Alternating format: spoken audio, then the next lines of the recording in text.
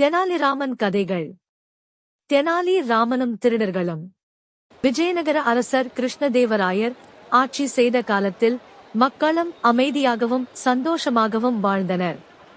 ஆனால் சில நாட்களாக திருட்டு சம்பவங்கள் அதிகரித்தன.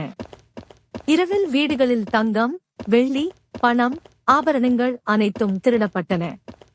அரசர் காவலர்களை அனுப்பினாலும் ஒருவரையும் பிடிக்க முடியவில்லை.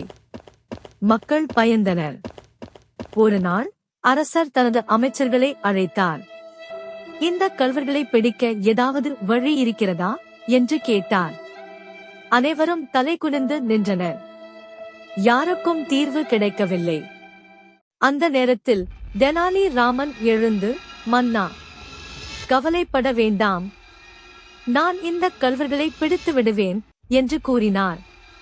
அரசர் ஆச்சரியப்பட்டு, எப்படி என்று கேட்டார். தெனாலி, அது ரகசியம், விரைவில் விளைவுகளை பார்ப்பீர்கள் என்று சிரித்தார். அரசர் அனுமதி அளித்தார். அந்த இரவு தெனாலி ஒரு கேலி கதை பரப்பினார். நான் ஒரு புதையலை கண்டுபிடித்தேன். என் வீட்டின் பின்புறத்தில் தங்கம் புதைக்கப்பட்டிருக்கிறது என்று அனைவரிடமும் கூறினார். இதைக் கேட்ட கள்வர்கள் மரத்திற்கு பின்னால் மறைந்து, இது நமக்கு நல்ல வாய்ப்பு என்று பேசிக்கொண்டனர். அவர்கள் அந்த இரவில் திருடச் செல்ல திட்டமிட்டனர்.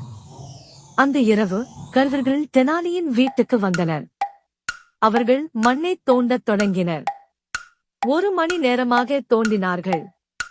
ஆனால் ஒன்றும் கிடைக்கவில்லை. இங்கு எதுவுமே இல்லை என்று கள்வர்கள் ஒருவருக்கொருவர் பார்த்து கொண்டனர். அந்த சமயத்தில் அரசரின் காவலர்கள் அவர்களை பிடித்தனர். கள்வர்கள் தப்ப முயன்றனர். ஆனால் தப்பிக்க முடியவில்லை. அடுத்த நாள் காலை அரசரின் முன் கள்வர்கள் கொண்டு வரப்பட்டனர்.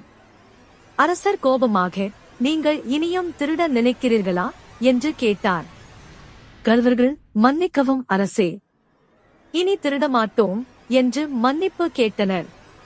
அரசர், நீங்கள் இனி நேர்மையாக வாழ வேண்டும் என்று கண்டித்தார். கள்வர்கள் உறுதியளித்தனர்.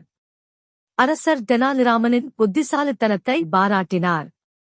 அன்று முதல் மக்கள் மகிழ்ச்சியாக வாழத் தொடங்கினர். கதை நெறி, புத்திசாலித்தனம்தான் உண்மையான வலிமை. சப்ஸ்கிரைப் பண்ணுங்க, லைக் பண்ணுங்க, மறக்காம பெல் பட்டனை கிளிக் பண்ணுங்க. தேங்க்யூ.